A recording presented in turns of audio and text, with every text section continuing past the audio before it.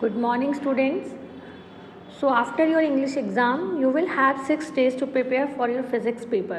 So, in this video, I am going to tell you कि term 2 में आपकी physics का पेपर जो होगा उसमें कौन कौन से चैप्टर्स आ रहे हैं, हर चैप्टर में कौन से मोस्ट इम्पॉर्टेंट टॉपिक हैं जो आपको प्रिपेयर करके ही जाने हैं, और उससे पहले मैं आपको ये भी बताऊंगी कि फिज़िक्स के पेपर को अटेम्प्ट कैसे करें so that you can score more marks. So, some key points, so you can say some tips to attempt the theory paper of physics. तो बेटा सबसे पहले मैं आपको ये बताना चाहूँगी कि you have to write the question number clearly. आपको हर सेक्शन में हर क्वेश्चन नंबर को क्लियरली मेंशन करना है. क्वेश्चन नंबर क्लियरली होना चाहिए. जो भी उसके पार्ट्स हैं A B C that they should be mentioned clearly. After that you have to attempt all the questions. बेटा इस बात को ध्यान में रखो कि फिजिक्स का पेपर जब भी आता है, कोई भी क्वेश्चन आ रहा है, अगर आपको किसी क्वेश्चन में लगता है कि it is out of syllabus, even then you have to write the question number of that question in whatever you know about it. Try to write that.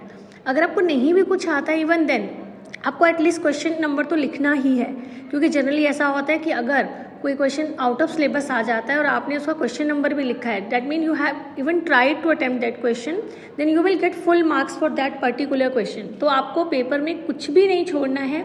You have to touch all the questions once.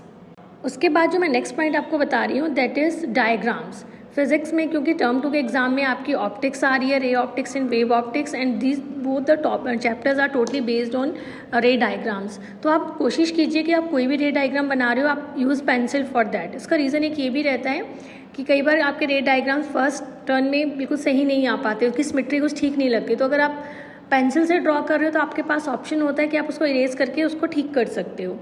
उसके बाद अगर आपको एक और मैं आपको एक important point बताना चाह रही हूँ कि अगर मान लो कई बार कुछ ऐसे शॉर्ट आंसर टाइप क्वेश्चंस होते हैं जिसका आंसर आपको लगता है कि यस यस हो सकता है, नो हो सकता है, और लाइक इंक्रीजेज डिक्रीजेज. तो अगर आपको ऐसा किसी क्वेश्चन में डाउट है तो किसी पर्टिकुलर क्वेश्चन को आप 2 बार भी अटेम्प्ट कर सकते हो. लाइक क्वेश्चन नंबर 4 लिखा है, एक बार आपने आंसर लिख दिया इंक्रीजेज, तो आफ्टर थोड़े 3-4 क्वेश्चन और करने के बाद again you can right question number 4 and you can right answer decreases. Although सारे क्वेश्चंस में ऐसा नहीं करना, क्योंकि इससे एग्जामिनर वो भी इरिटेट होते हैं जो चेक करते हैं. लेकिन किसी एक आधे क्वेश्चन में आप ये 1-2 क्वेश्चन में आप ये ट्रिक भी अप्लाई कर सकते हो, बिकॉज बोर्ड में जब चेकिंग होती है तो उसका ये रूल होता है कि जो आपका आंसर राइट है उसी के मार्क्स दिए जाते हैं. और एक और इम्पॉर्टेंट चीज़, कई बार क्या होता है कि एक सपोज कोई क्वेश्चन 3 मार्क्स में आ गया, उसके 3-4 पार्ट्स हैं, आपको उसमें 3-4 पार्ट्स में एक आधे का आंसर पता है, बाकी 3 थिंग्स जो उसमें पूछी जा रही हैं आपको उसका आंसर नहीं पता. तो उस केस में आप पूरे क्वेश्चन को नहीं छोड़ोगे ये सोच के कि मुझे आता नहीं है. आपको उसमें कोई भी छोटा सा पार्ट जिसका आंसर आपको पता है, you will write the answer of that particular section. Because physics के पेपर की जब भी मार्किंग होती है, चेकिंग होती है, वो स्टेप चेकिंग होती है. तो अगर आप थोड़ा सा भी कुछ आंसर लिखते हो, you will get marks for that particular part. यही प्रॉब्लम बच्चों को बहुत बार न्यूमेरिकल्स में भी आती है. कई बार कुछ न्यूमेरिकल्स ऐसे आते हैं कि आपको नहीं पता होता कि करना क्या है. लेकिन मान लीजिए जैसे किसी न्यूमेरिकल में पूछा गया है find the force, find the energy, तो whatever is given in the statement you can write all that data in your answer sheet. और उसके बाद आप कैलकुलेशन का स्पेस छोड़ के, इवन आपको फॉर्मूला भी नहीं पता, इवन देन आप आंसर का स्पेस छोड़ के जो आंसर में पूछा गया आप उसके यूनिट लिख सकते हो. अगर आपसे फोर्स पूछा गया है तो आप डैश छोड़ के न्यूटन लिख दीजिए. एनर्जी पूछी गई तो आपको पता है एनर्जी का यूनिट क्या होगा, तो उसके अकॉर्डिंग आप जो चीज़ पूछी जा रही है फाइनल रिजल्ट आप उसके यूनिट लिख दोगे, तो उसमें भी आपको उसके मार्क्स मिलेंगे. कोशिश कीजिए पेपर में बहुत ओवर राइटिंग ना करें. हर क्वेश्चन के बाद 1-2 लाइन का स्पेस दें, फिर क्लियरली क्वेश्चन नंबर मेंशन करके नेक्स्ट क्वेश्चन को स्टार्ट करो. और एक चीज़ का और ध्यान रखो, सपोज आप कोई ऐसा क्वेश्चन करो जिसके 2-3 पार्ट्स हैं, तो ऐसा नहीं करना कि आपने फर्स्ट सेकंड पार्ट कर दिया, थर्ड छोड़ दिया, फिर अगला सेक्शन स्टार्ट कर दिया, फिर उसका थर्ड पार्ट वहाँ कर रहे हो. नो, ऐसा नहीं करना है. अगर आपको लगता है तो आप उसका A-B पार्ट करके C, अगर आपको उस टाइम नहीं आ रहा है तो आप C का क्वेश्चन नंबर लिख के वहाँ थोड़ा स्पेस छोड़ दो उसके लिए, उसके बाद उसको वहीं पर अटैम्प्ट करो. तो पेपर की presentation neat and clean and थोड़ी सिस्टमेटिक होनी चाहिए, ताकि एक साइकोलॉजिकली पॉजिटिव इफेक्ट पड़े एग्जामिनर के ऊपर भी कि अच्छा बच्चा है और उसने अच्छे तरीके से पेपर अटेम्प्ट किया है. और जो भी डायग्राम बेस्ड क्वेश्चंस हैं, लाइक रे डायग्राम्स हैं, तो उसमें प्रॉपर लेबलिंग करें. जो भी आप डायग्राम बना रहे हो मैक्सिमम कोशिश करें कि हर चीज़ को आप डायग्राम में ही शो करें कि आप क्या दिखा रहे हो. The next topic that is the chapters and the important topic of each chapter. तो सबसे पहले हम लेते हैं इलेक्ट्रोमैग्नेटिक वेव्स। ये चैप्टर आपका 3 मार्क्स का एग्जाम में आएगा और इसके जो मेन इंपॉर्टेंट टॉपिक हैं that is electromagnetic spectrum. In electromagnetic spectrum you have to learn the either wavelength और frequencies of all the waves, और आपको हर वेव के एटलीस्ट 2 to 3 फंक्शंस पता होने चाहिए। मैक्सिमम टाइम्स इसी में से क्वेश्चन आता है इस चैप्टर से। और second important thing in this chapter, you should know how to draw the well लेवल डायग्राम ऑफ इलेक्ट्रोमैग्नेटिक वेव। आपको पता होना चाहिए कि अगर electric field vector X axis के अलॉन्ग है, magnetic field vector Y axis के अलॉन्ग है, तो wave propagation should be along Z axis. Like आपको प्रॉपर डायग्रामेटिकली आपको ये शो करना आना चाहिए। उसके बाद जो थर्ड इंपॉर्टेंट टॉपिक है इस चैप्टर का that is properties of electromagnetic waves. बच्चों हमेशा प्रॉपर्टीज़ में से कुछ ना क्वेश्चन डायरेक्टली और इनडायरेक्टली फॉर्म में पूछा ही जाता है। जनरली उसकी स्पीड से रिलेटेड फॉर्मूलेज जो हैं, और otherwise electromagnetic waves carry energy and momentum justify. ये क्वेश्चन बहुत बार एक बोर्ड में रिपीट हो चुका है, तो एक बार प्रॉपर्टीज़ को अच्छी तरह देख के जाएं। अदरवाइज इसमें डिस्प्लेसमेंट करंट है, खाली उसकी आपको डेफिनेशन और फॉर्मूला पता होना चाहिए, अदरवाइज वो टॉपिक सिलेबस में नहीं है अब। तो इसमें जो मेन फोकस करना है आपको इलेक्ट्रोमैग्नेटिक वेव्स में इन 3 टॉपिक्स पे ही करना है। Electromagnetic spectrum, wavelength and frequency of each wave, 2 functions of each wave, diagram of electromagnetic wave, और इससे रिलेटेड न्यूमेरिकल्स देख लेना। जो NCERT की बैक एक्सरसाइज के सॉल्व न्यूमेरिकल्स हैं वो भी कर लोगे, that are more than sufficient. Then properties of EM wave, these are the important topic from electromagnetic wave. After electromagnetic wave, the next important chapter that is our optics, ray optics and wave optics। ये दोनों chapters मिला के 14 marks के exam में आ रहे हैं।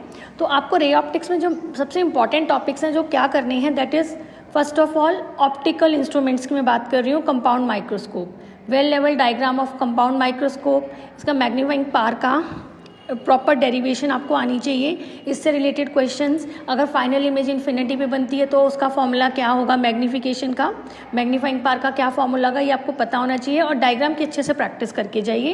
ये सबसे ज़्यादा एक्सपेक्टेड क्वेश्चन है बोर्ड्स के लिए इस साल के लिए।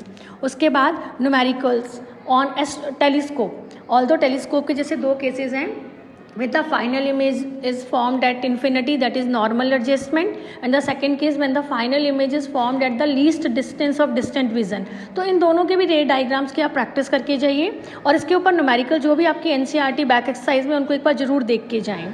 उसके बाद numericals based on lens formula and combination of lenses. Generally इस टॉपिक से भी न्यूमेरिकल पूछा जाता है रे ऑप्टिक्स में, तो इसको आप जरूर करके जाएं।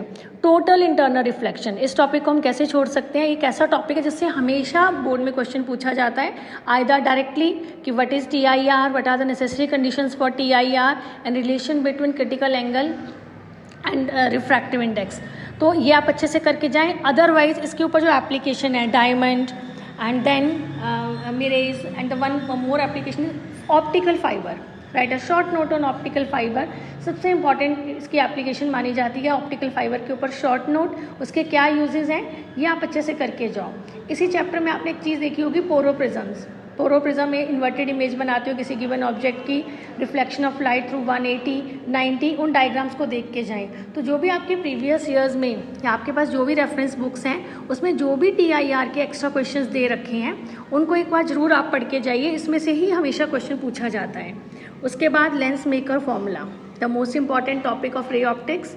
और क्योंकि लेंस मेकर करने से पहले आप यूज़ करते हो स्फेरिकल रिफ्रैक्टिंग सरफेसेस के डेरिवेशंस, तो ऑल दो में 5 डेरिवेशंस हैं, लेकिन मैक्सिमम टाइम हमने क्या ऑब्जर्व किया है कि इसकी जो फर्स्ट 2 डेरिवेशंस हैं, convex SRS, rarer to denser, for real and virtual image, अगर आप ये 2 टॉपिक भी कर जाओगे तो सबसे ज़्यादा एक्सपेक्टेड टॉपिक यही हैं। अदरवाइज आपको पता है कि सारे टॉपिक की 5 के 5 जो डेरिवेशंस हैं बिल्कुल सेम है, सिर्फ रे डायग्राम्स में डिफरेंस है, तो आप उसकी प्रैक्टिस करके जाएँ।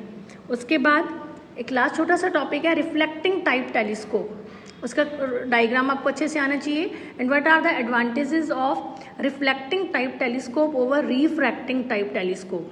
बहुत बार एग्जाम में आ चुका है, इसको एक बार जरूर आप पढ़ के जाओ। और एक चीज़ का ध्यान रखना, कई बार क्या होता है एग्जाम में क्वेश्चन ऐसे भी पूछा जाता है, लाइक ड्रॉ द वेल लेवल diagram of refracting type telescope. तो उसमें उन्होंने आपको कोई केस मेंशन नहीं किया कि कौन सा है, नॉर्मल है या लीस्ट डिस्टेंस वाला है, तो आप कोई भी एक डायग्राम बना सकते हो।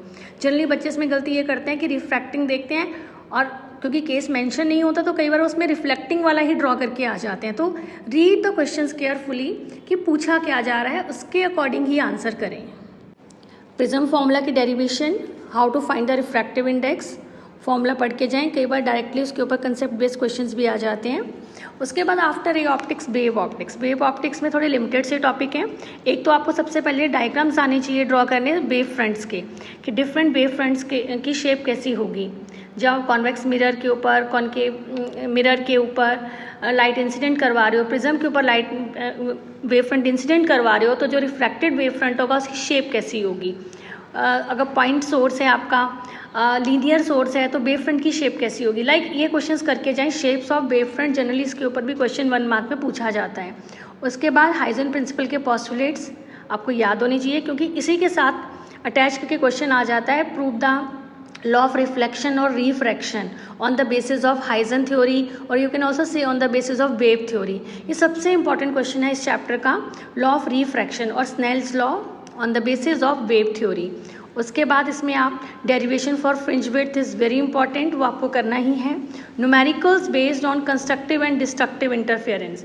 अगर आप एनसीईआरटी बैक एक्सरसाइज के न्यूमेरिकल्स भी कर जाते हो, या जो भी आपके पास रेफरेंस बुक है, जो भी प्रीवियस ईयर्स में क्वेश्चंस आए हैं जहाँ पे लिखा हुआ है सीबीएसई कोई भी ईयर, उन क्वेश्चंस को एक बार पढ़ के जाइए। बच्चों जो next chapter that is dual nature of matter and radiation, इसमें सबसे पहले तो आप 4 इंपॉर्टेंट डेफिनेशंस करोगे, डायरेक्टली एग्जाम में पूछी जाती हैं। Photo electric effect, define threshold frequency, stopping potential, work function.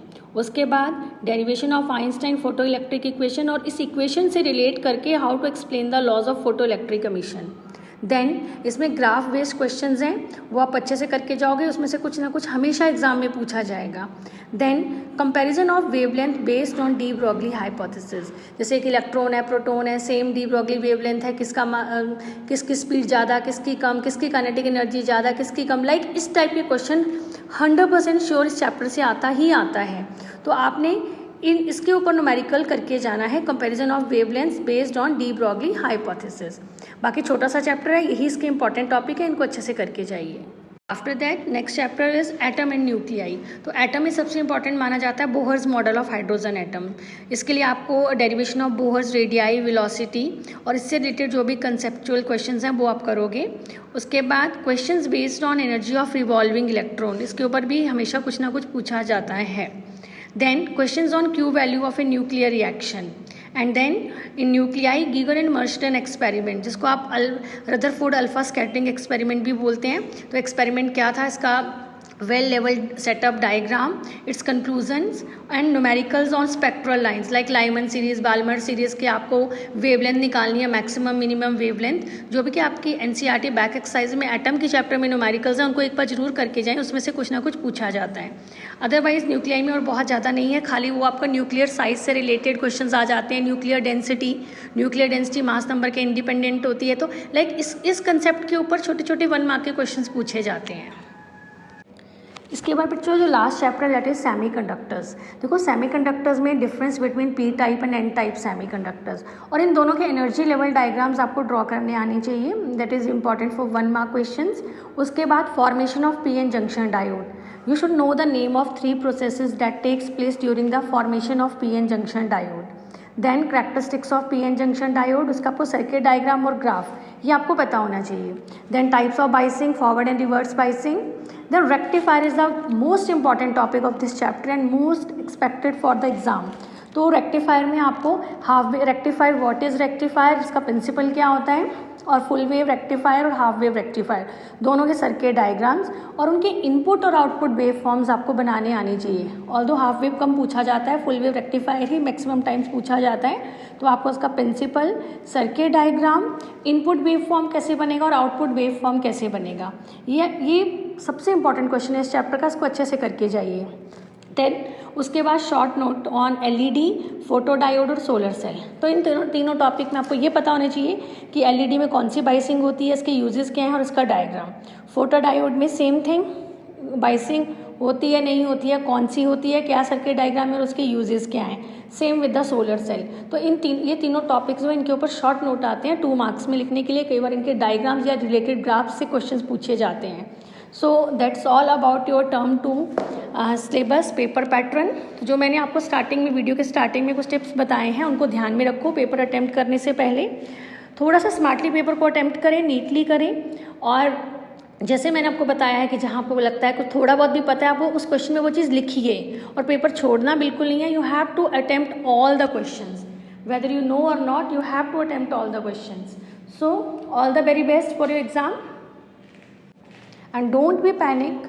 बिल्कुल पैनिक होने की ज़रूरत नहीं है, पेपर बहुत अच्छा आएगा. अपने प्रॉपर वे में पढ़ के जाइए और अच्छे से तैयारी कीजिए, अच्छे से पढ़ के जाइए, कूल माइंड से जाइए और क्वेश्चन को पढ़ के उसको अटेम्प्ट करते जाओ. पैनिक बिल्कुल नहीं होना है, paper will be very easy. All the best.